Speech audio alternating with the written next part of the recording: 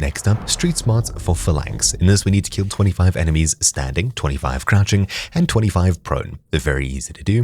You'll usually accomplish most of this in gameplay anyway, it's just the prone kills that I usually don't get, so I'm gonna have to go out of my way to make sure that I do. We'll head to Vondel, but of course any map works for this. Okay, so starting by dolphin diving around, you'll sometimes get crouching kills, most of the time get lying down kills, so it sort of evens out. If you're still busy getting to the ground, it doesn't technically count as proning. So now we've already got 12 prone kills done. Obviously when you're proning, you start by crouching first, so that's why I have a crouch kill.